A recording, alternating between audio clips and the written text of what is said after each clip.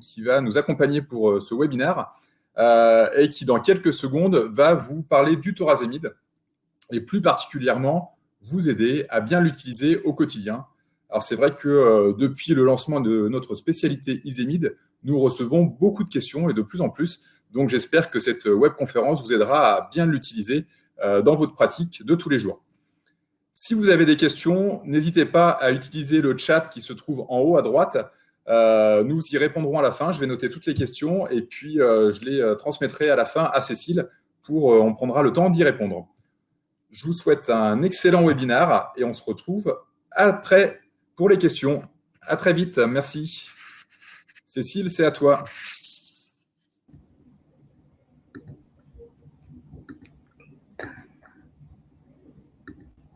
Bonjour à tous. C'est toujours un grand plaisir qu'on a de vous retrouver pour ces déjeuners Frégis et puis surtout aujourd'hui pour ce nouveau partenariat avec le laboratoire CEVA. Donc, j'essaye de lancer ma présentation pour que vous puissiez la voir. Voilà, super. Comme vous le disiez, Mickaël, aujourd'hui, le sujet, c'est le thorazémide, comment l'utiliser au quotidien. Donc, c'est vrai que c'est une molécule qui est sur le marché depuis seulement quelques années. Et donc, vous vous posez beaucoup de questions sur son utilisation au quotidien. Et le but pour moi, aujourd'hui, ça va être d'essayer de vous simplifier justement la vie et de vous expliquer comment l'utiliser dans votre pratique de tous les jours.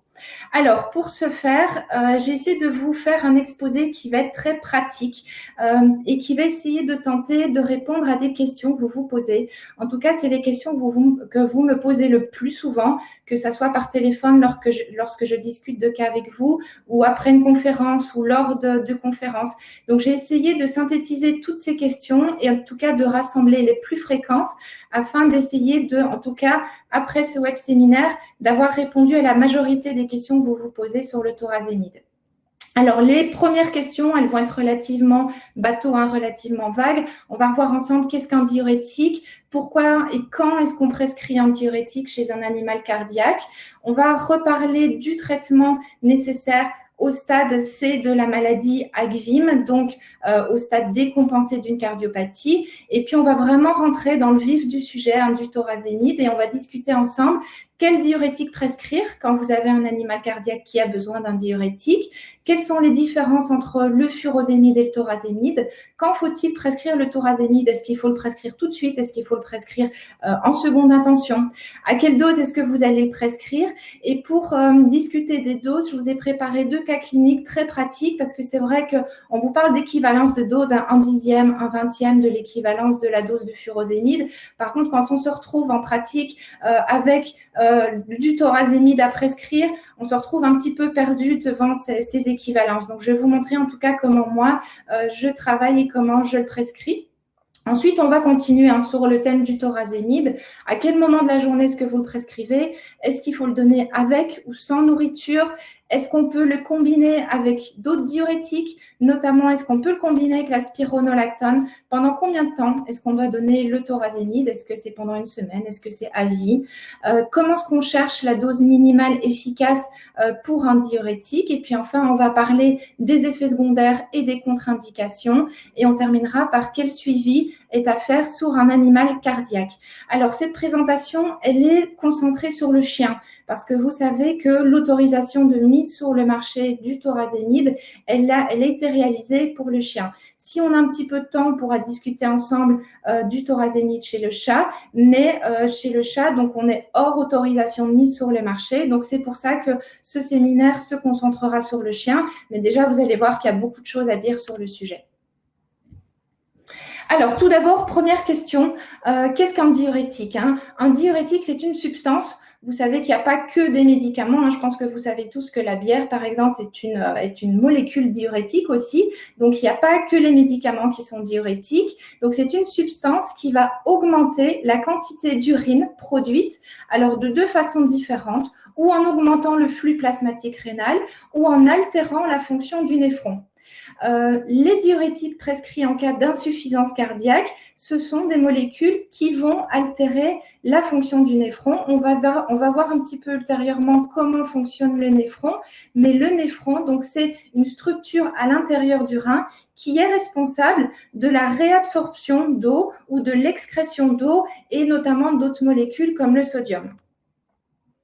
Ensuite, pourquoi est-ce que vous allez prescrire un diurétique chez un chien cardiaque? Alors, la question, elle peut paraître bête, mais je pense que c'est important de comprendre pourquoi on cherche à prescrire ce genre de molécules chez un animal cardiaque. Alors, que vous ayez une cardiopathie qui touche le côté droit ou le côté gauche du cœur, quand la maladie évolue, les lésions vont induire une dysfonction cardiaque qui va entraîner une diminution de la quantité de sang que votre cœur va éjecter par minute, c'est-à-dire votre débit sanguin va diminuer. Et ce débit sanguin diminué, votre corps va le détecter, c'est-à-dire qu'il va détecter que moins de sang est éjecté au niveau de l'aorte et donc ça va entraîner une diminution de votre pression artérielle systémique, une diminution du flux sanguin rénal et c'est ces deux choses que votre corps, grâce à des récepteurs situés dans l'ensemble du corps, va pouvoir détecter. Et donc, le corps, quand il va détecter ces anomalies, ces deux anomalies, il va réagir. Il va réagir en activant plusieurs systèmes. On ne va pas rentrer aujourd'hui dans le détail, mais vous connaissez tous le système sympathique, le système rénine-angiotensine-aldostérone, qui sont deux systèmes au départ qui sont bénéfiques, car ils vont permettre justement de lutter contre ces deux complications, à savoir la diminution de la pression artérielle systémique et la diminution du flux sanguin rénal. Et ces systèmes, ils vont agir de plusieurs façons. Déjà, ils vont essayer de retenir l'eau et le sodium au maximum pour essayer d'augmenter la quantité de sang qui va être éjectée. Ils vont vasoconstricter vos vaisseaux sanguins pour essayer justement que le volume sanguin soit le plus concentré possible. Et puis, ils vont faire que votre cœur, il va battre plus vite et plus fort. Donc, au départ, ce sont des réactions qui sont tout à fait physiologiques et qui sont totalement bénéfiques. On sait maintenant que ces réactions, au bout d'un moment, elles vont être délétères parce que notamment, le système rénine-angiotensine-aldostérone, il va produire de l'angiotensine 2, de l'aldostérone, qui sont des molécules qui, à long terme, sont responsables de remodelage. Et puis surtout, vous allez avoir une rétention hydrosodée qui va être de plus en plus importante et c'est ce qui va entraîner ce qu'on appelle une augmentation de la précharge, c'est-à-dire que vous allez avoir un volume plasmatique qui va être plus important. Chez les cardiaques très évolués, on considère qu'il y a même parfois jusque 30% du volume plasmatique en plus. Et c'est cette augmentation de précharge donc, qui va induire une augmentation de la pression hydrostatique, c'est ce qu'on appelle la loi de Frank-Starling, et c'est ça qui va entraîner la transsudation des liquides, appelée insuffisance cardiaque congestive. Alors, si c'est du côté gauche, chez le chien, ce sera responsable de l'œdème pulmonaire, et puis du côté droit, vous pouvez avoir de l'épanchement abdominal et de l'épanchement pleural. Donc, le diurétique, à quoi est-ce qu'il va servir? En fait, il va servir à agir donc, au niveau du néphron et il va éliminer cette quantité de ce volume plasmatique qui va être surnuméraire et donc il va aider à diminuer la précharge. Quand doit-on prescrire un diurétique chez un chien cardiaque? Alors, je ne sais pas si vous connaissez tous les évolutions des différentes pathologies cardiaques. Donc, c'est vrai qu'au départ, c'était un consensus qui a été créé par les experts du Collège américain de médecine interne, uniquement au départ pour la maladie valvulaire dégénérative mitrale. Et puis, c'est une classification, cette classification à Green, qui a tendance, en fait, à se répercuter, à être appliquée sur toutes les autres maladies.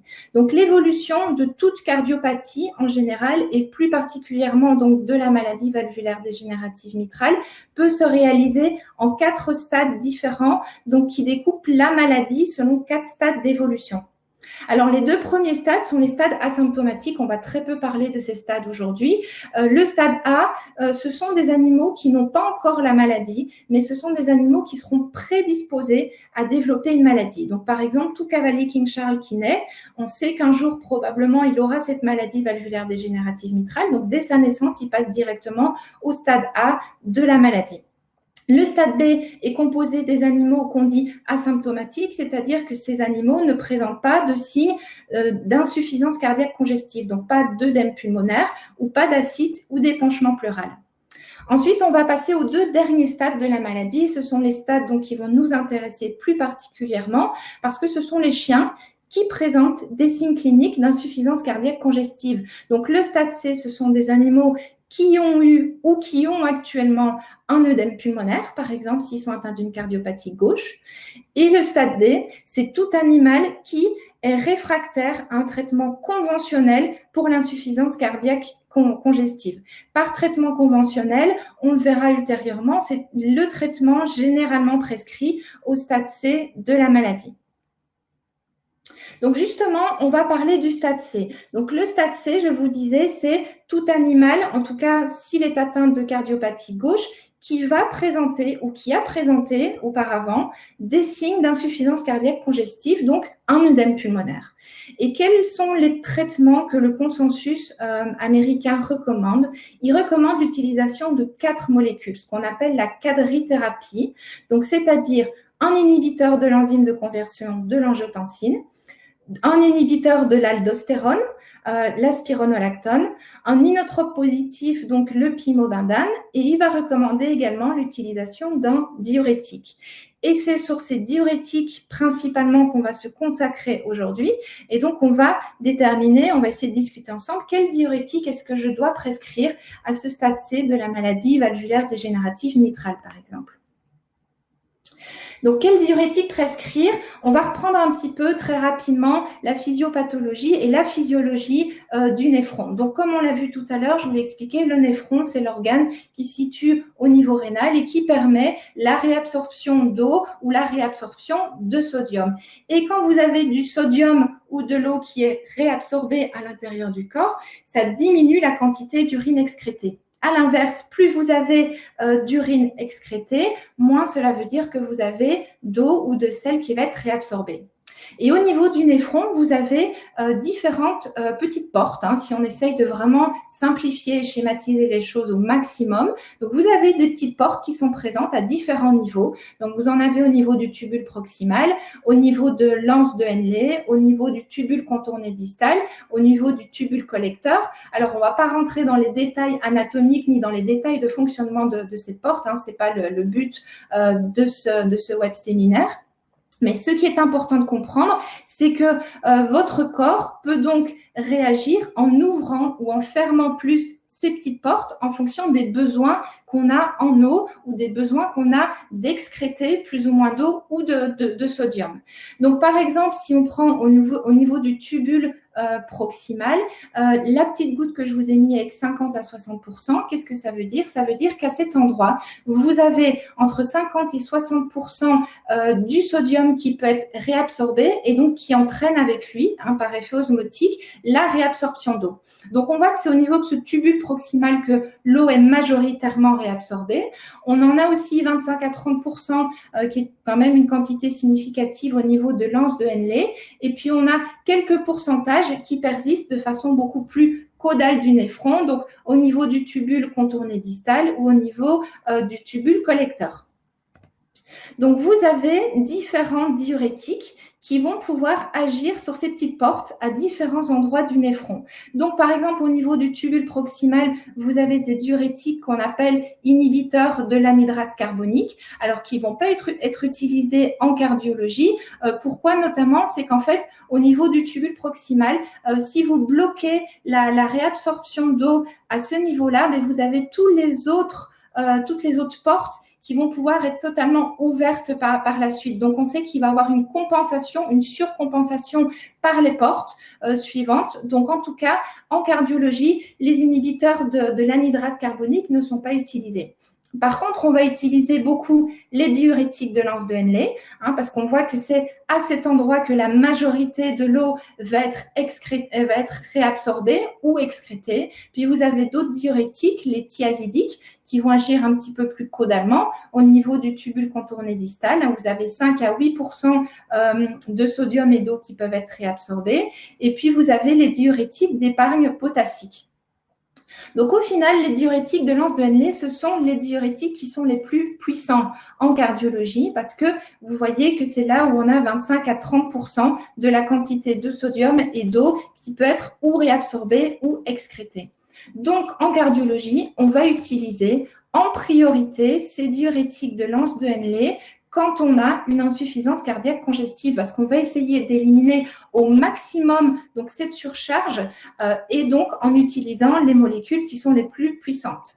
Ensuite, quand on aura utilisé ces diurétiques de l'anse de Henle, bien sûr, on peut utiliser les autres diurétiques, c'est-à-dire on peut inhiber les autres petites portes à d'autres endroits. Et ça fera ce qu'on appelle un blocage séquentiel du néphron, c'est-à-dire que votre néphron va être inhibé à plein d'endroits différents et on sait que ça va créer une synergie et donc que ça va permettre vraiment d'aider en cas d'insuffisance cardiaque congestive. Les avantages des diurétiques de l'anse de Henle, c'est que pour la même quantité de sodium excrété, on va avoir une quantité supérieure d'urine qui va être éliminée, que ce sont des molécules qui vont fonctionner même si vous avez une insuffisance rénale. Et ça, c'est quelque chose qui est très important parce que chez nos petits patients cardiaques, vous remarquez tous qu'au bout d'un moment, ils ont leurs paramètres rénaux qui vont progressivement augmenter. Et puis surtout, vous allez pouvoir contrôler l'effet de vos diurétiques parce que ces diurétiques, leur effet est dose dépendant. Donc, c'est-à-dire que plus vous augmentez la dose, plus leur effet va être important. Vous avez 3 diurétiques de l'anse principalement utilisés. Vous avez le furosémide, le thorazémide et le bumétamide. Alors, il y a 2 diurétiques de l'anse qui ont une AMM, donc une autorisation de mise sur le marché en médecine vétérinaire. Vous avez le furosémide et le thorazémide. Donc, on va se concentrer sur ces 2 diurétiques de l'anse. Et on va voir tout de suite quelle est la différence en fait entre le furosémide et le thorazémide. Donc, il y a de très nombreuses études qui ont été réalisées sur la pharmacocinétique pour essayer de déterminer quelle est la molécule qui est la plus puissante, quelle est la molécule qui est la mieux absorbée. Alors, je vais vous épargner toutes les courbes qui sont disponibles, qui sont néanmoins très intéressantes, mais on va essayer de résumer simplement les choses. Qu'est-ce qu'on sait sur le furosémide et le thorazémide lorsqu'on les administre par la bouche? C'est que vous avez une biodisponibilité. Donc, qu'est-ce que c'est la biodisponibilité? Si on simplifie, ça va être la quantité de molécules que vous allez retrouver directement dans le sang. On sait que le thorazémide, vous avez une biodisponibilité qui va être plus importante que le furosémide. Au furosémide, au maximum, on a 77%. Parfois, c'est même inférieur à cette valeur. Le thorazémide, on a une biodisponibilité qui varie en fonction des études, mais qui est comprise entre 80 et 100%. Donc, nettement supérieur au furosémide. L'effet maximal, il est relativement similaire, on compte plus ou moins 2 heures après l'administration. Grosse différence, c'est la durée de l'effet de la molécule. Le furosémide, on a une durée approximative de 6 heures, tandis qu'on a une durée qui est 2 fois plus importante pour le thorazémide. On a un volume urinaire du thorazémide par rapport au furosémide qui va être plus important. Donc, ça veut dire que la quantité d'urine, donc l'effet diurétique, est 10 à 20 fois plus fort pour le thorazémide par rapport au furosémide. Et puis, on a d'autres particularités pour le thorazémide. On a notamment un effet anti-aldostérone, on en parlera, et un effet vasodilatateur qui est présent et qui n'est pas rapporté pour le furosémide. Donc, qu'est-ce que ça implique au quotidien, tous ces chiffres? Je vais essayer de simplifier pour vous en 4 points principaux. Le thorazémide par rapport au furosémide, ça implique qu'il a une action diurétique qui va être plus forte, on l'a vu, plus d'urine excrétée, une action diurétique qui va être plus longue, 2 fois plus longue que le furosémide. Et donc, ces avantages vont vous permettre une administration unique par jour, en tout cas sur les cas peu évolués. Sur les cas évolués, on verra que parfois il faut passer à 2 fois par jour. Et en tout cas, proportionnellement à la dose de furosémide, c'est pour ça que la dose administrée est inférieure à la dose de furosémide. On a une meilleure disponibilité. On a cet effet anti-aldostérone dont je vous ai parlé. Donc, l'aldostérone, c'est une molécule qui est responsable d'un remodelage et on sait que sur le long terme, ça peut aggraver les causes de mortalité cardiaque, les causes d'insuffisance cardiaque congestive. Donc, on a cet effet qui est bénéfique. Et puis surtout, en fait, au fur et à mesure du temps, on sait que les chiens, notamment, s'habituent au furosémide. Alors, il y a différentes explications possibles. Encore une fois, ce n'est pas le but de ce séminaire de faire le point sur toutes ces explications, mais en gros, la résistance au furosémide, ça veut dire que vous avez beau augmenter la dose de votre furosémide, augmenter sa prise, vous le donnez plusieurs fois par jour, vous allez voir que votre animal, il ne répond plus. au furosémide. C'est ce qu'on appelle la résistance au furosémide.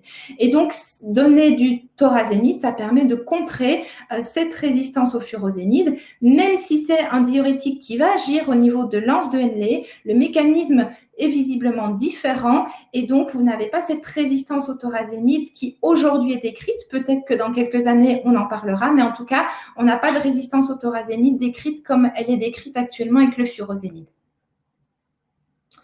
Alors, la grande question, c'est quand allez-vous prescrire le thorazémide plutôt que le furosémide? Alors, j'ai essayé de vous refaire une petite ligne du temps de l'évolution ces quelques années des diurétiques en médecine vétérinaire et vous allez voir que ça évoluait vraiment très vite. C'est-à-dire qu'il y a quelques années, le thorazémide, on le prescrivait au stade D. C'est-à-dire que concrètement, on avait un chien qui répondait plus à aucun traitement. On se disait, on n'a plus rien à perdre. On n'a plus rien à perdre. On va tenter le thorazémide. Pourquoi est-ce qu'on faisait ça un petit peu sans recul? Parce qu'on n'avait pas d'études. On avait quelques cas cliniques rapportés chez le chien, mais on n'avait pas de grosses études qui nous évaluaient la tolérance du thorazémide et les résultats que le thorazémide apportait. La première étude qui a permis le déclenchement vraiment de toute cette cascade, c'est l'étude du professeur Schedbull, l'étude test, donc qui a montré que le thorazémide pouvait être utilisé comme diurétique, qu'il n'était pas inférieur au furosémide et que ce diurétique pouvait être utilisé en première et en seconde intention chez les chiens atteints de maladies mitrales décompensées. Et donc, notamment, c'est cette étude qui a permis au consensus, donc aux experts du Collège américain de médecine interne, de faire des recommandations officielles. Et donc, ces recommandations officielles, on va le voir tout de suite, elles ont été que le thorazémide peut être prescrit au stade C de la maladie après stabilisation de l'œdème pulmonaire. Donc, on en était arrivé justement à ce consensus et à la prescription au stade C. Alors, tout continue à évoluer et tout évolue relativement vite. Vous voyez que ce consensus a été publié en 2019 et puis récemment, on a l'étude Carpodium qui a été publiée. Et cette étude, elle s'est attardée sur la prescription du thorazémide en première intention, donc toujours en première intention, donc directement à l'arrivée de l'œdème pulmonaire. Et donc, cette étude nous a fait nous demander, on va voir les résultats, mais étant donné les résultats positifs de cette étude, est-ce que le thorazémide, il ne faudrait pas qu'on le prescrive relativement précocement? C'est-à-dire qu'au stade C, est-ce qu'il ne faudrait pas qu'on le prescrive directement à l'arrivée du stade C ou est-ce qu'on doit se le garder après le furosémide? Et donc, c'est une question dont on va discuter ensemble. Et puis, juste pour vous donner une petite idée, on va en discuter tout de suite. En médecine humaine, ils se posent les mêmes questions que nous. Il y a de très nombreuses études qui sont réalisées actuellement, furosémide versus thorazémide, et on en parlera tout de suite ensemble. Donc, toutes ces études ont fait qu'encore actuellement, c'est un sujet à débat, et que donc, on a d'autres études. Par exemple, vous avez l'étude Cefediam qui est en cours de publication, et puis d'autres qui sont en cours de réalisation, ce qui fait que très prochainement, à mon avis, cette ligne du temps va continuer à évoluer et que dans quelques mois, dans quelques années, on aura peut-être d'autres recommandations pour la prescription du thorazémide parce que vous voyez que les recommandations, elles datent de 2019 avant l'arrivée de ces toutes nouvelles études qui sont encore en cours actuellement pour certaines. Donc, très rapidement, on reprend ce passage du stade D au stade C qui était quand même une révolution pour nous au quotidien. Donc, avec la fameuse étude test dont je vous parlais, réalisée chez 366 chiens atteints de maladies valvulaires dégénératives mitrales décompensées. Dans 69% des cas, donc chez la majorité des chiens inclus dans cette étude, ces chiens avaient reçu du furosémide précédemment. Donc, ça a été plutôt une conversion donc, de l'administration de furosémide en thorazémide. Cette étude, elle a montré deux résultats principaux. Déjà que le thorazémide n'était pas inférieur au furosémide, donc ça c'est un résultat qui est très important parce que avant de vérifier si le thorazémide apporte des effets bénéfiques, il faut déjà qu'on vérifie que le thorazémide ne fonctionne pas moins bien en tout cas que le furosémide. Donc cette étude a montré que le thorazémide fonctionnait, n'était pas inférieur au furosémide et que chez les chiens qui recevaient le thorazémide, ces chiens avaient 2 fois moins de risque d'atteindre ou une mort d'origine cardiaque ou une aggravation de leur insuffisance cardiaque congestive. Donc, comme je vous disais, cette étude a permis au consensus de l'ACVIM aux 10 experts que vous voyez là, qui sont les experts reconnus mondialement pour cette maladie valvulaire dégénérative mitrale, de faire des nouvelles préconisations. Et leur nouvelle préconisation, c'est qu'au stade C de la maladie, quand l'œdème pulmonaire est stabilisé, vous pouvez prescrire ou du furosémide, ou certains experts choisissaient de substituer le furosémide pour du thorazémide. Je vous ai mis le texte tel qu'il figure dans le consensus. Choisissez donc de substituer le furosémide par du thorazémide pour les animaux chez qui ils avaient eu du mal à manager l'insuffisance cardiaque congestive en hospitalisation ou en tout cas pour lesquels ils n'avaient pas une bonne réponse avec le furosémide. Alors, pourquoi est-ce que c'est au stade C chronique et pas au stade C aigu? Tout simplement parce qu'actuellement, malheureusement, on n'a pas de thorazémide injectable. Donc, quand vous avez un chien qui arrive et qui est en train de mourir littéralement de son œdème pulmonaire, bien sûr, il faut faire une injection de façon assez rapide de furosémide. Et donc, c'est pour ça que le thorazémide a été recommandé. Donc, quand un chien peut se permettre d'avoir son œdème pulmonaire traité de façon orale et non pas de façon injectable. On passe ensuite aux autres études. Donc, comme je vous disais, les études qui nous font nous demander est-ce qu'on ne doit pas donner le thorazémide de façon précoce au final, de façon assez rapide. Alors, je vous parle d'une étude en médecine humaine qui est parue très récemment. Vous voyez, elle est parue en 2020. Cette étude, c'est une méta-analyse. Alors, les méta-analyses, qu'est-ce que c'est? Ce sont des études qui figurent en haut de la pyramide. Donc, vous voyez, ça, c'est la pyramide qui répertorie l'importance que vous pouvez accorder à une publication. C'est très important quand on lit une publication de garder un esprit critique. Et vous voyez par exemple au bas de cette pyramide, vous avez les opinions. C'est-à-dire qu'une personne que vous rencontrez en rue va vous donner son opinion sur un médicament, par exemple. Ça reste une opinion personnelle. Elle ne se base pas sur des faits pratiques, elle se base sur son opinion personnelle. Et donc, on voit que dans la pyramide, c'est ce qui est le moins crédible par rapport à tous ces critères sur lesquels on essaye de se fier au niveau scientifique. Progressivement, vous avez d'autres études qui se rajoutent. Donc, vous avez ensuite les cas cliniques qui sont rapportés, les cas cliniques regroupés de plusieurs individus. Puis, vous avez les études qui sont randomisées et dont, par exemple, les 2 études sur le thorazémide dont je vous ai parlé chez les chiens sont un exemple. Et puis, vraiment, tout en haut de la pyramide, vous avez ce qu'on appelle les méta-analyses. Donc, les méta-analyses, en gros, ce sont des auteurs qui vont répertorier toutes les études réalisées dans leur coin sur un sujet et ils vont essayer de les regrouper ensemble pour essayer d'augmenter le nombre de patients et donc ainsi d'augmenter la significativité des résultats qu'ils vont trouver. Donc, on fait ça en général pour des molécules qui sont controversées. S'il y a des études qui ne donnent pas les mêmes résultats, par exemple, donc on regroupe le plus possible de patients pour essayer d'obtenir les résultats qui soient à la plus grande échelle possible. Donc, cette méta-analyse, très rapidement, elle a regroupé 19 études pour un nombre total, vous voyez, de 19 000 patients humains. Donc, c'est une bonne méta-analyse. Et donc, cette méta-analyse, elle a comparé l'utilisation de thorazémide et de furosémide, donc chez les patients atteints d'insuffisance cardiaque congestive. Et qu'est-ce que cette étude elle a montré? Elle a montré, ça ressemble un petit peu à ce qu'on trouve en médecine vétérinaire, on va le voir, que chez les humains qui recevaient du thorazémide, on avait une amélioration de leur capacité fonctionnelle, donc de leur état clinique général, une amélioration de leur classe d'insuffisance cardiaque, qu'on avait moins de patients hospitalisés pour leur décompensation cardiaque et qu'on avait moins de risques de mort d'origine cardiaque. On n'avait pas cependant de différence significative pour la mort toute cause. Donc, on a une différence pour une mort d'origine cardiaque. Par contre, quand on prend toutes les causes de mort, on n'a pas de différence. Et puis surtout, on n'avait pas, et ça c'est très important de le regarder, d'effets secondaires supérieurs chez les patients qui recevaient du thorazémide par rapport à ceux qui recevaient du furosémide. En médecine vétérinaire, donc on a, je vous avais dit, ces grosses études qui ont été réalisées toutes les deux chez plus de 300 chiens Première étude, on l'a vu, qui était utilisée chez les chiens en seconde intention, donc des chiens déjà sous furosémide qu'on a passé sous thorazémide.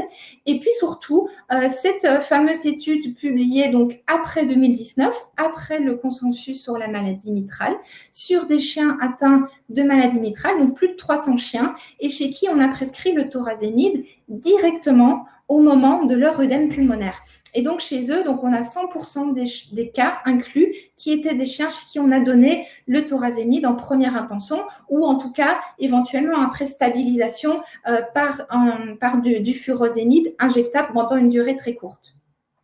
La fameuse étude test dont je vous ai parlé précédemment, vous aviez quand même 31% des cas qui ont reçu du thorazémide en première intention. Donc, on va parler justement de cette fameuse étude, donc l'étude Carpodiem, qui inclut des chiens, donc je vous rappelle, qui recevaient le thorazémide en première intention.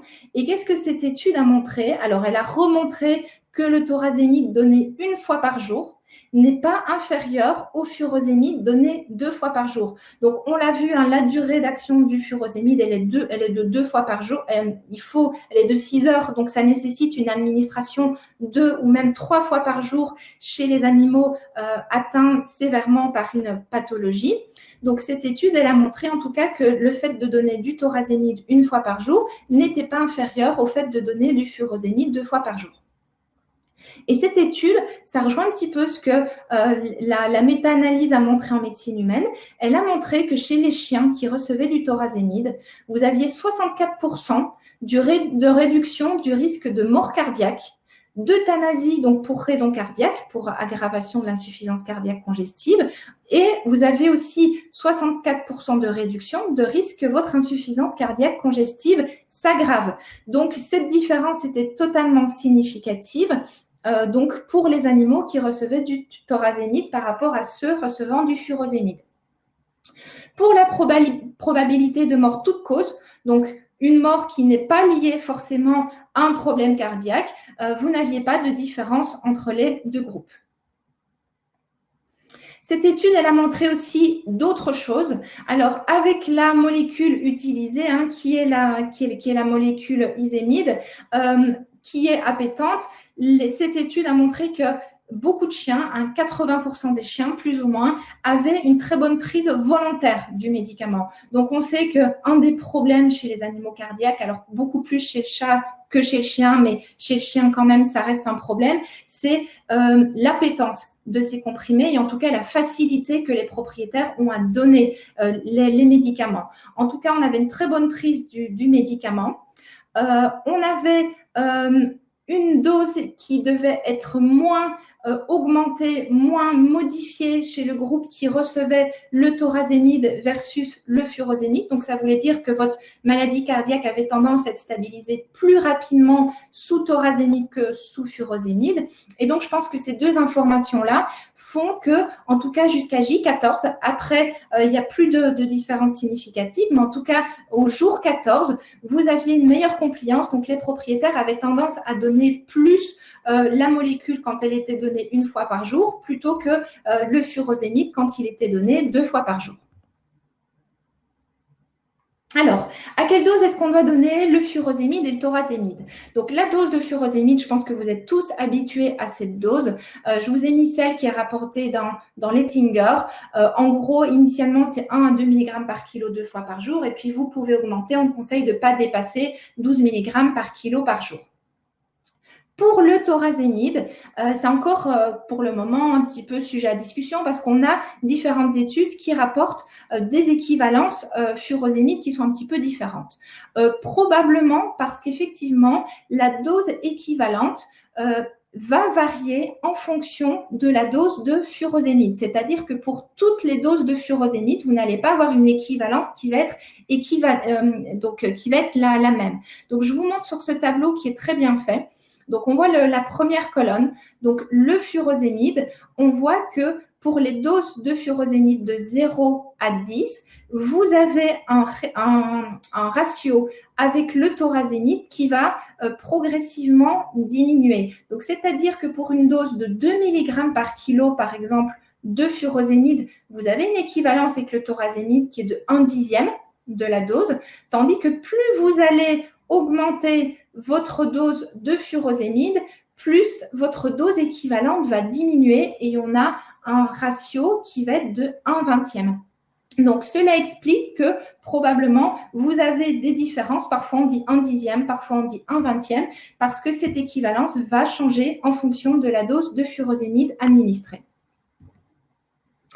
Quelle dose de thorazémide est-ce que vous allez donner en première intention, donc au stade C chronique, c'est-à-dire que même après stabilisation de l'œdème pulmonaire avec un injectable, vous passez directement au thorazémide. Et quelle dose est-ce que vous allez utiliser? Je vous ai mis les différentes doses qui ont été utilisées, de 0,1 à 0,3 mg par kilo jour recommandées par le consensus américain de médecine interne qui s'est basé notamment sur l'étude test.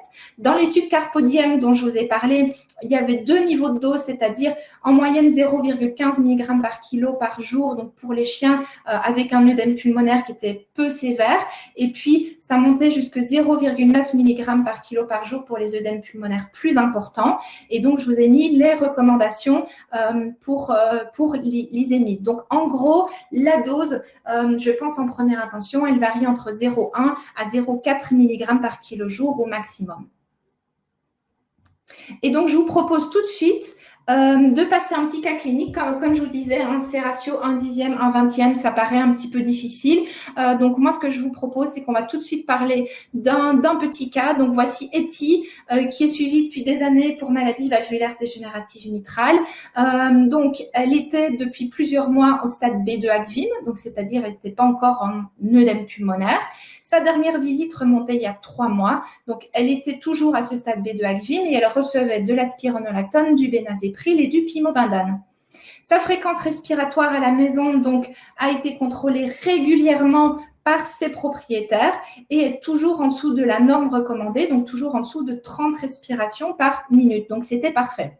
Depuis 2 jours, Etty présente de la fatigabilité, la fréquence respiratoire augmente, bien qu'elle ne soit pas non plus très importante. Sa propriétaire signale qu'elle a une fréquence respiratoire entre 36 et 42, donc ce qui est plus important par rapport à la fréquence prise quotidiennement précédemment. Etty, par ailleurs, elle présente toujours un bon état général, un bon appétit, et donc tout se passe toujours bien. La propriétaire, elle était très consciente du risque d'œdème pulmonaire. Donc, moi, je prescris toujours une ordonnance d'urgence à donner au propriétaire avec un spray de trinitrine, avec du furosémide administré. Donc, elle a administré un comprimé de furosémide et puis elle a pris contact avec moi pour venir en consultation de façon relativement urgente.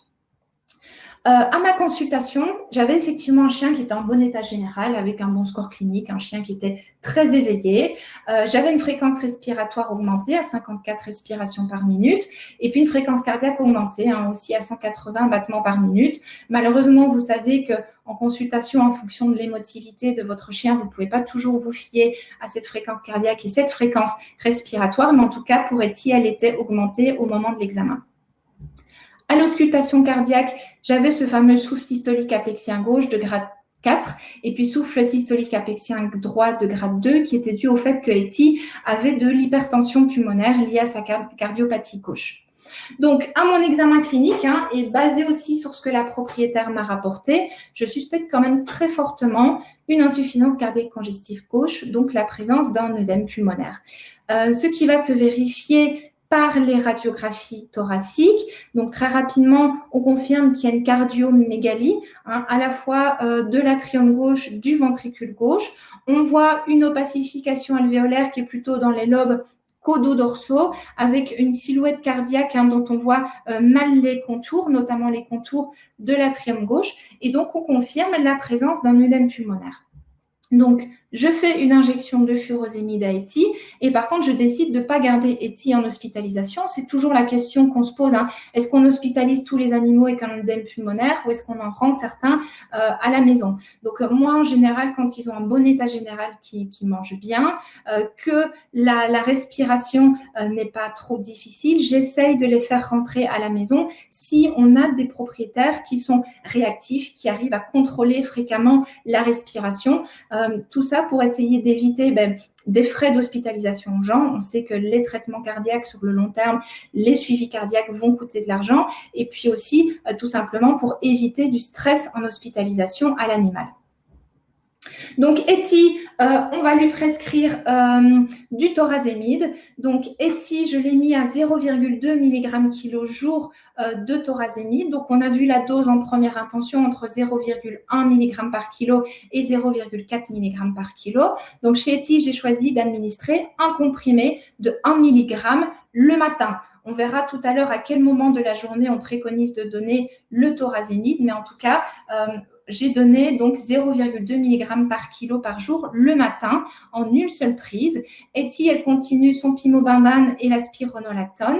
Et vous pouvez temporairement interrompre le traitement aux inhibiteurs de l'enzyme de conversion de l'angiotensine parce qu'on sait que quand on a un œdème pulmonaire, le fait qu'il y ait une vasodilatation au niveau rénal peut en fait accentuer une possible insuffisance rénale aiguë. Donc, on peut l'interrompre temporairement pendant même une semaine ou deux sans aucun problème. Le suivi pour Eti, la propriétaire me tient au courant, bien sûr, dans 2 ou 3 jours par email ou par téléphone, de l'état général, de la fréquence respiratoire. C'est très important d'avoir très rapidement des nouvelles de la diminution de la fréquence respiratoire et surtout de l'observance du traitement. C'est très important de demander au propriétaire, est-ce que vous arrivez à donner le traitement ou est-ce qu'il y a des problèmes avec l'administration du traitement? Le suivi à faire entre 5 et 7 jours chez Eti. Alors, Eti avait des valeurs biochimiques rénales et un ionogramme qui était parfaitement normal. On vérifie avant de placer sous thorazémide que tout va bien. Donc, contrôle dans 5 à 7 jours, contrôle clinique, contrôle bien sûr des paramètres rénaux, du potassium et puis contrôle avec une radiographie du thorax. Donc ça, c'était pour la première intention. Donc vous avez vu, c'est très facile. On a les doses, préconisées et on adapte la dose en fonction de l'importance de l'œdème pulmonaire. Ensuite, quand on essaye de convertir un animal qui est déjà sous furosémide pour un animal qui va être sous thorazémide, c'est là qu'en général, vous vous perdez un petit peu parce qu'il faut convertir la dose de furosémide en thorazémide et c'est là que souvent, tout le monde a un petit peu difficile. Donc, moi, je vais vous donner ma technique à moi, donc qui va en fait consister à calculer donc entre un dixième et un vingtième de la dose de furosémide pour calculer l'équivalent thorazémide et prescrire cette dose. Quand vous avez en fait des doses très élevées de furosémide, certains cardiologues tiennent compte de la biodisponibilité. Donc en fait, ils tiennent compte que le furosémide est de moins en moins absorbé et donc ils réalisent d'autres calculs. Alors je ne vais pas vous l'expliquer ici parce que ce n'est pas quelque chose que moi j'utilise au quotidien. Par contre, pour le cas clinique que je vous ai présenté, je vous ai fait une diapositive que vous retrouverez à la fin de ma présentation avec ce calcul en tenant compte de la biodisponibilité pour information. Donc, on va parler de Sacha, qui pèse 5,3 kg, qui est également suivi depuis plusieurs années pour maladie valvulaire dégénérative mitrale. La dernière visite remontait il y a une semaine où Sacha était en œdème pulmonaire. Donc, il est en œdème pulmonaire depuis plus ou moins un mois. Et malheureusement, même si la propriétaire dit que ça va mieux, Sacha présente toujours des phases de tachypnée, de fatigabilité. Il tousse toujours au réveil quand il se lève, quand il change de position. La propriétaire signale que l'état général est toujours bon, il mange quand même moins et que donc, malheureusement, le traitement qu'on a mis en place permet une amélioration, mais pas une amélioration satisfaisante. Donc, pour essayer de résumer et d'aller un petit peu plus vite, Sacha recevait actuellement 3,77 mg kg de furosémide. Je vous ai mis les doses de pimobendan et de spironolactone que Sacha reçoit. Et l'inhibiteur de l'enzyme de conversion de l'angiotensine avait été arrêté depuis une semaine. Donc, ici, vous avez un cas chez qui votre insuffisance cardiaque congestive n'est pas stabilisée. Donc, vous avez deux possibilités. Ou vous augmentez la dose de furosémide encore et vous allez au moins aller jusqu'à, en fonction des comprimés, ça va être au moins équivalent à 4,7 mg kg jour, ce qui commence à être une dose quand même assez importante de furosémide. Ou alors, vous le switchez du furosémide au thorazémide. Et donc, c'est là que cette fameuse équivalence de 1 dixième, 1 vingtième de la dose va prendre toute cette signification. Alors, si on regarde, vous vous souvenez que Sacha, si on reprend les diapositives précédentes, on est à 3,77 mg kg jour de furosémide. Donc, si on se regarde dans le fameux tableau d'équivalence, on est en général entre 1/12e et 1/16e en équivalence. Donc, c'est cette équivalence dont on va se servir pour établir la dose de thorazémide à donner. Bien sûr, avant de changer, avant d'augmenter les diurétiques, toujours vérifier la fonction rénale et le ionogramme. Et alors, à garder en tête aussi pour Sacha qu'on va pouvoir aussi, au bout d'un moment, jouer, comme je vous l'ai dit, sur ce blocage séquentiel du néphron avec prescription éventuellement d'autres diurétiques comme les thiazidiques. La conversion pour Sacha. Donc, très rapidement, vous voyez qu'on avait 3,77 mg par kilo jour, ce qui équivaut par rapport à son poids 5,3 kg à 20 mg de kilo par jour, à 20 mg de furosémide par jour. Donc, Sacha reçoit 20 mg de furosémide que vous allez convertir, donc ratio 1/20e, ratio 1/10e. Si vous faites le calcul, ça nous fait une dose en fait juste qui va être comprise entre 1 et 2 mg de thorazémide par jour. Donc, mon choix pour Sacha a été de passer à un comprimé ennemi de 1 mg, donc ce qui fait 1,5 mg. On est parfaitement au milieu de notre dose juste. Et donc, ce qui est équivalent à 0,28 mg kg de thorazémide. Attention à tenir compte dans votre calcul que la dose actuelle était une dose visiblement trop faible, donc il fallait un petit peu aller au-dessus de la dose actuelle. Et puis, bien sûr, que vous avez une variabilité de réponse très importante entre chaque individu. Vous allez avoir des individus qui vont répondre très fort et très vite, et puis vous en avez d'autres qui vont moins répondre. Donc, mon choix a été celui-ci. Je ne vous dis pas que c'est le choix idéal. En tout cas, c'est le choix que j'ai fait et qui a permis une bonne amélioration de la condition de Sacha.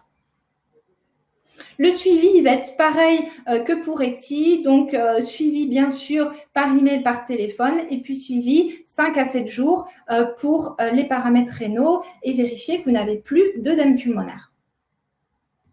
Donc, on a parlé des doses, on va parler des moments de la journée sur lesquels vous donnez le thorazémide. Alors, il n'y a pas de moment qui est préférentiel par rapport à un autre. Ce qu'on sait, c'est qu'il y a quand même un effet maximal du diurétique, on l'a vu après 2 heures. C'est ce qu'on voit ici sur les graphes. Donc, il faut penser que l'effet maximal va être au bout de 2 heures. Donc, est-ce qu'il y a possibilité de sortir le chien après cet effet maximal ? Il faut aussi penser à discuter avec les gens quand est-ce que les signes cliniques sont les plus forts et donc d'essayer de donner le thorazémide au moment où le chien présente les signes cliniques les plus difficiles, c'est-à-dire que si le chien respire difficilement le plus fréquemment dans l'après-midi, peut-être calquer sur ce moment.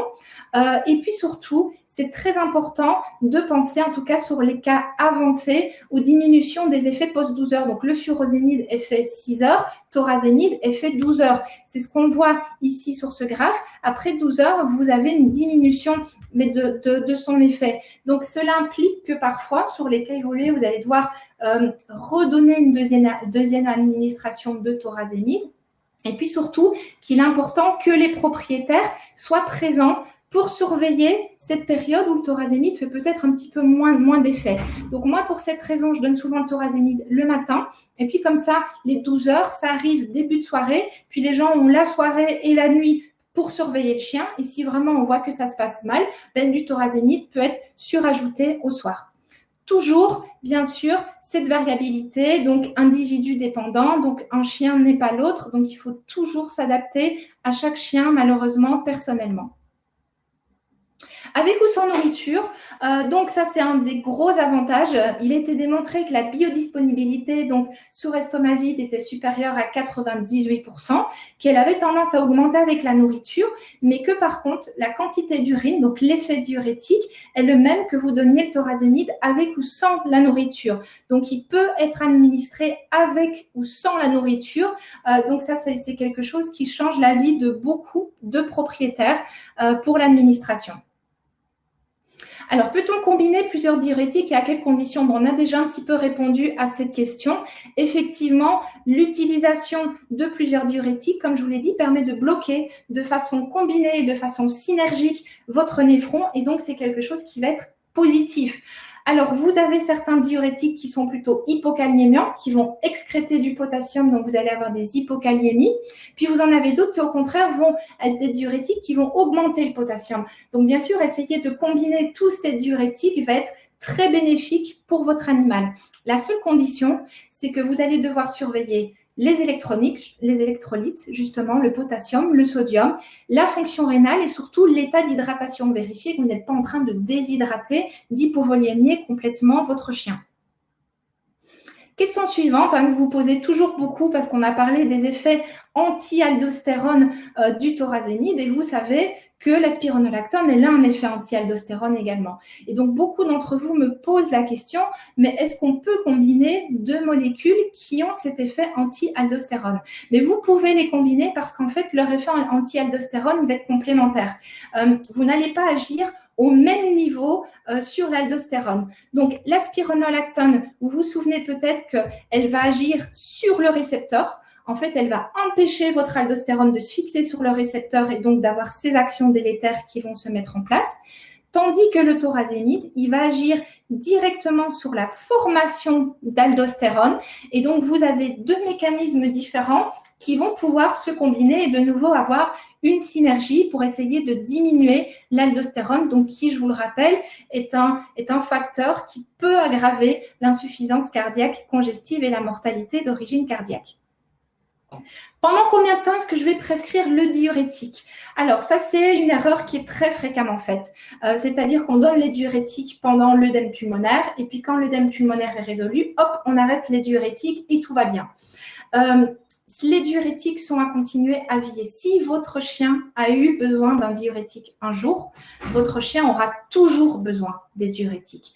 Ce qui n'empêche que pour ces effets secondaires, on va diminuer la dose au maximum du diurétique et on va rechercher la fameuse dose minimale efficace, qui est la dose pour laquelle vous allez avoir une stabilisation de votre insuffisance cardiaque congestive tout en ayant le moins d'effets secondaires possible. Et la recherche justement de cette fameuse dose minimale efficace, c'est surveiller la fréquence respiratoire à la maison. Donc ici, c'est un séminaire sur le chien. Je vous avais prévu une petite vidéo, mais je pense qu'elle ne passe pas. Mais en gros, c'est motiver vos propriétaires à compter cette fréquence respiratoire à la maison. C'est vraiment quelque chose qui va les aider, qui va vous aider à anticiper la survenue d'autres œdèmes pulmonaires. Donc, cette fréquence respiratoire à la maison doit être inférieure à 30 respirations par minute. Alors, je sais qu'on parle des seuils de 30 et de 40. Qu'est-ce que c'est que ces fameux seuils? En dessous de 30, on sait que c'est normal. Au-dessus de 40, on sait qu'il y a un œdème pulmonaire probablement. Donc, entre 30 et 40, c'est la zone grise. Donc, un animal qui est bien stabilisé, il va être en dessous de 30 respirations par minute. Si la propriétaire n'est pas capable ou le propriétaire n'est pas capable de mesurer la fréquence respiratoire, surveillance avec des radiographies du thorax. En tout cas, quelle que soit la façon dont vous allez surveiller justement cette stabilisation de l'insuffisance cardiaque congestive, vous allez diminuer les doses de diurétiques progressivement et par palier. On ne diminue pas de 10 mg de furosémide d'un coup, on ne diminue pas de 0,2 mg par kilo de thorazémide d'un coup. On diminue progressivement par palier et puis surtout, on attend avant de diminuer qu'il n'y ait plus d'insuffisance cardiaque congestive. S'il reste un petit peu d'œdème pulmonaire, ça veut dire que vos diurétiques, ils n'ont pas encore fait leur effet maximal. Donc, on les laisse jusqu'à ce qu'il n'y ait plus d'œdème pulmonaire. Et c'est quand il n'y a plus d'œdème pulmonaire qu'on va diminuer progressivement cette dose de diurétique. Alors, justement, dans quel délai est-ce que je vais diminuer cette dose de diurétique? Alors, ce qu'il a été montré pour le thorazémide, c'est que quand vous avez des faibles dosages, c'est-à-dire 0,1, 0,2, même 0,3, c'est ce que vous voyez ici sur le graphique, vous avez au cours des jours, donc ici vous avez le nombre de jours, de 4 jours à 17 jours, vous avez un volume excrété d'urine qui va être constant. C'est-à-dire que votre effet diurétique, visiblement, il est constant. Par contre, quand vous montez sur des doses plus importantes, c'est-à-dire à partir de, par exemple pour le thorazémide, 0,4 mg kg jour, vous allez avoir une augmentation progressive de votre effet diurétique et cette augmentation, elle va commencer à partir du jour 5 et puis elle va même atteindre un pic au niveau du 13e, 14e jour. Donc, ce qu'on sait, c'est que plus vous allez donner du thorazémide ou du furosémide, même la courbe est pareille avec le furosémide, plus votre effet diurétique va être marqué au cours des jours à partir de l'administration. Donc, cette dose, elle va être à diminuer assez rapidement après stabilisation de l'insuffisance cardiaque congestive, mais donc idéalement avant ce pic qui survient au niveau du 13e, 14e jour. Alors, je vais essayer de terminer rapidement pour qu'on ait le temps de répondre aux questions.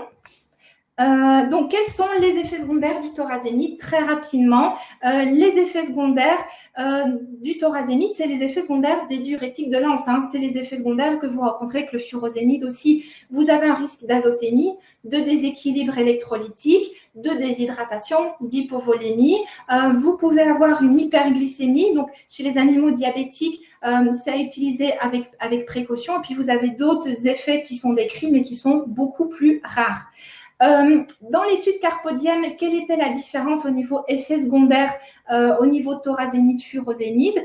Alors, au niveau des effets secondaires qui n'étaient pas marqués, c'est-à-dire les effets secondaires mineurs, vous aviez une différence au niveau des paramètres rénaux, c'est-à-dire que vous aviez une augmentation des paramètres rénaux qui était significativement plus importante chez les animaux qui recevaient du thorazémide par rapport à du furosémide. Le thorazémide est plus puissant, donc c'est quelque chose qui me semble, moi, tout à fait logique. Ce qui est important de se souvenir, c'est que chez aucun chien, ça n'a nécessité l'arrêt du traitement ou une sortie de l'étude ou une hospitalisation pour insuffisance rénale. Donc, effectivement, des paramètres rénaux qui sont plus importants, plus élevés chez les chiens recevant du thorazémide. Alors, la fameuse étude qui est en cours de publication très rapidement, qui est l'étude, la suite de l'étude Carpodium, qui en fait a évalué les effets secondaires possibles du thorazémide sur une période plus longue, sur une période de 6 mois. Mais pareil, elle a montré qu'il n'y avait pas en fait d'effets secondaires mineurs différents, notamment au niveau rénal, entre le furosémide et le thorazémide. Donc, visiblement, une équilibration de ces paramètres rénaux au cours du temps. Les contre-indications, alors les contre-indications, c'est tout animal qui n'est pas en insuffisance cardiaque congestive. S'il vous plaît, ne prescrivez pas de diurétique sur un Yorkshire qui tousse et qui n'est pas cardiaque, ça ne va servir à rien. Le stade B2 avancé, c'est parfois, on a des animaux qui ne sont pas encore totalement en œdème pulmonaire, mais vous savez que ces animaux, ils vont décompenser dans les semaines qui viennent, donc ça reste une exception. Parfois, chez ces animaux-là, on prescrit des diurétiques parce qu'on sait que l'œdème pulmonaire arrive. Un animal qui est en insuffisance rénale aiguë, attention, une azotémie, donc augmentation de l'urée et de la créatinine, ce n'est pas une contre-indication à la mise sous diurétique. Une hypovolémie, une déshydratation ou un animal qui serait hypotendu. Le suivi très rapidement, comme ça on peut répondre aux questions. Suivi rapproché à faire à la maison de façon très rapide. Donc, dans les 2-3 jours, il faut que vous preniez des nouvelles des propriétaires. Je n'ai pas le temps de vous détailler toutes les questions à poser, mais vous les avez sur ma diapositive. Et bien sûr, le suivi à faire 5 à 7 jours après la mise en place du traitement. Ce suivi est à demander au niveau de la qualité de vie. Vous faites le point sur le traitement et notamment sur l'observance. C'est très important. Le point sur l'examen clinique, les examens complémentaires et le bilan sanguin à réaliser. De nouveau, je n'ai pas le temps de tout vous détailler, mais vous voyez que je vous ai noté tous les points principaux sur lesquels vous devez concentrer votre suivi plus ou moins une semaine après que vous ayez revu votre patient. Voilà. Alors, on arrive à la fin de cette web conférence. Je vous remercie tous pour votre attention. Je tenais à remercier donc le CHV Frégis et puis le laboratoire CEVA pour nous avoir permis d'organiser cette web conférence. Et j'espère que maintenant, le thorazémide n'aura plus de secret pour vous au quotidien et que vous allez pouvoir prescrire ça de façon sereine. Voilà. Merci Cécile, c'était vraiment super, très complet, parfait dans les explications et très clair. La preuve de la clarté, c'est qu'il n'y a pas beaucoup de questions. Alors, tu vois, il y en a 3. Là, je vais te les poser, je les ai ressorties. La première, c'est de savoir s'il y a un intérêt à utiliser le furosémide et le thorazémide en même temps, puisque tu as parlé d'association de diurétiques. Oui. La question se posait pour les deux en même temps. Oui, alors il peut avoir un intérêt d'associer les deux en même temps si vous ne prescrivez pas du thorazémide en cas de résistance au furosémide. Si vous switchez du furosémide vers le thorazémide parce que vous avez une résistance au furosémide, ça signifie que votre animal ne va plus répondre du tout au furosémide. Donc là, clairement, vous n'avez aucun intérêt à prescrire du furosémide et du thorazémide ensemble. Là où vous pouvez avoir un petit intérêt, c'est si vous voulez, on l'a vu au bout des 12 heures, hein, vous voyez que le thorazémide a une action de 12 heures. Si au bout des 12 heures, vos propriétaires vous disent « mon animal, il est un petit peu moins bien, il respire un petit peu plus vite », donc là, vous avez deux possibilités. Ou vous prescrivez une deuxième dose de thorazémide qui va être très faible, ou vous prescrivez une petite dose de furosémide. En tout cas, au niveau pharmacologique, il n'y a pas de synergie qui est décrite entre les deux. Donc, c'est plus pour un effet, je veux rajouter une petite dose et donc je ne veux pas passer au thorazémide en deuxième molécule sur la journée. Parfait. Ensuite, donc, il y avait comment fonctionne la trinitrine en spray et quelle dose tu l'as prescrit? Alors, la trinitrine en spray, je pense que je ne peux pas citer de marque, mais donc vous avez un spray qui existe en médecine humaine, qui est en 0,15 mg et l'autre en 0,30 mg. Donc, vous prenez celui à 0,15 mg. Et donc, à quoi est-ce que ça vous sert? La trinitrine, c'est un vasodilatateur veineux. Donc, quand vous avez un animal qui fait un œdème pulmonaire aigu, par exemple, suite à une rupture de cordage, la trinitrine, elle a un effet, en fait, elle va passer par la gencive, par les muqueuses, et elle va avoir un effet dans les quelques secondes, dans les quelques minutes qui suivent son administration. Donc, ça va vasodilater les vaisseaux et donc ça va diminuer la précharge de façon très rapide, en fait. Donc, c'est préconisé pour les chiens qui font des détresses respiratoires aiguës pour les soulager de façon temporaire, en fait.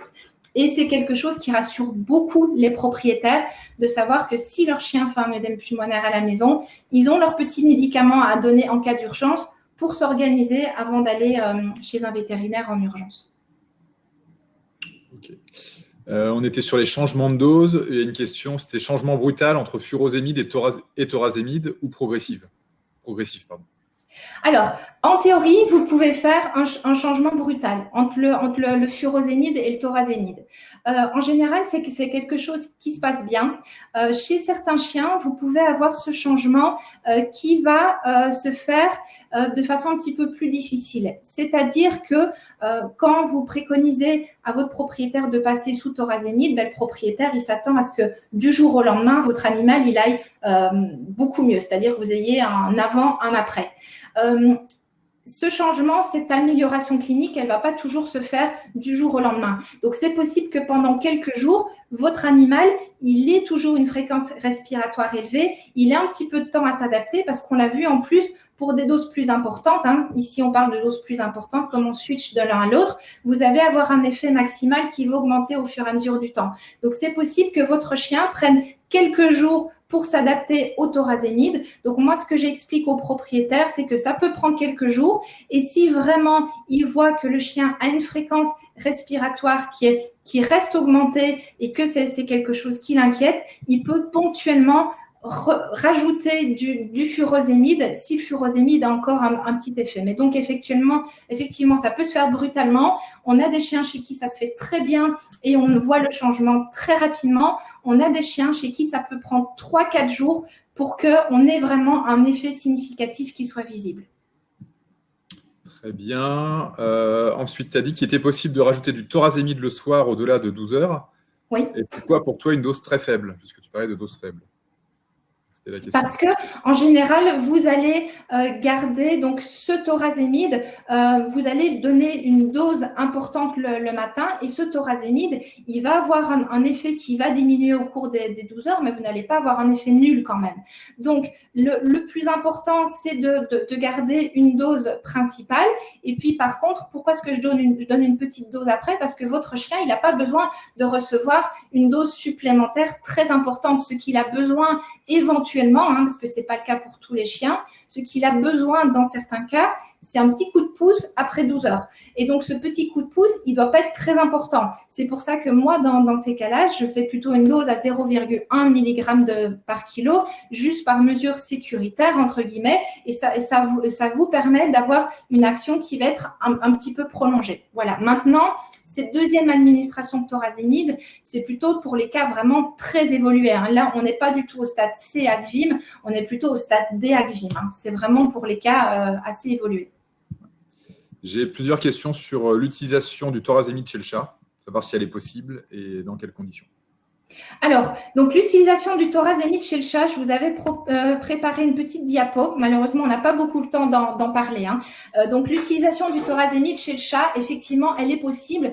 Moi, j'utilise de plus en plus parce que chez le chat, vous savez que l'observance est très difficile. C'est très difficile de leur donner des médicaments. Et puis, chez les chats, je pense que vous avez tous eu affaire aux fameux épanchements pleuraux qui sont réfractaires aux diurétiques. Et vous suivez ces pauvres chats, ces pauvres propriétaires pendant des semaines sous furosémide. Vous devez ponctionner le chat, donc faire des thoracosynthèses à répétition. Et c'est quelque chose qui fatigue beaucoup le chat, beaucoup le propriétaire. Donc, le thorazémide, en tout cas par expérience, moi, j'utilise beaucoup chez des chats qui ont un épanchement pleural parce que je remarque que ça fonctionne vraiment très bien. Et donc, j'utilise de façon de plus en plus précoce. Ce qui est recommandé chez le chat, je vous l'ai mis sur la diapo ici, le consensus officiel des cardiopathies chez le chat qui vient de paraître, publié en 2020, c'est d'utiliser le thorazémide chez les chats au stade D. Alors, pourquoi est-ce qu'on n'en parle pas au stade C? Tout simplement parce qu'il n'y a pas d'études, il n'y a presque pas d'études sur le thorazémide chez le chat. Je pense que c'est quelque chose qui va arriver. On a des études qui sont de plus en plus publiées. Il y a l'étude mise en ligne il y a quelques jours réalisée par Camille Poissonnier sur la tolérance du thorazémide chez les chats. Donc, qui a montré qu'il y a une très bonne tolérance du thorazémide à une dose entre 0,1 et 0,35 mg kg jour, sans effet significatif, effet secondaire significatif plus important par rapport au furosémide. Et puis, vous avez une étude présentée de nouveau il y a un mois. Donc, vous voyez, c'est en pleine actualité. Ça, c'est vraiment en train de bouger par Marine Roche-Catoli au congrès ECVIM cette année. Donc, qui a montré que c'est très intéressant que la biodisponibilité du thorazémide chez le chat, elle était de 74%.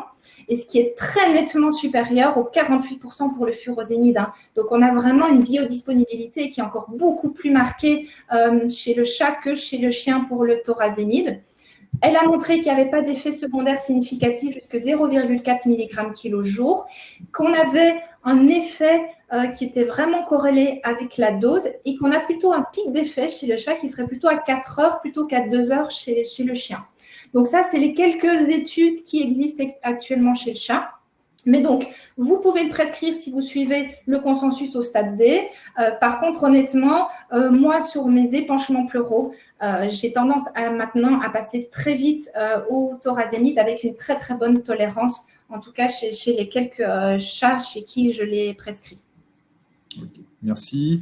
Une question 1 ou 2 fois par jour chez le chat. Alors, pour moi, c'est 1 fois, mais je te laisse confirmer, mais dans la majorité des cas. Oui, tout à fait 1 fois. D'autant plus si vous le prescrivez sur un épanchement pleural, vous avez moins besoin de cet effet qui va couvrir 24 heures. Donc, tout à fait, moi, ce sera plutôt 1 fois.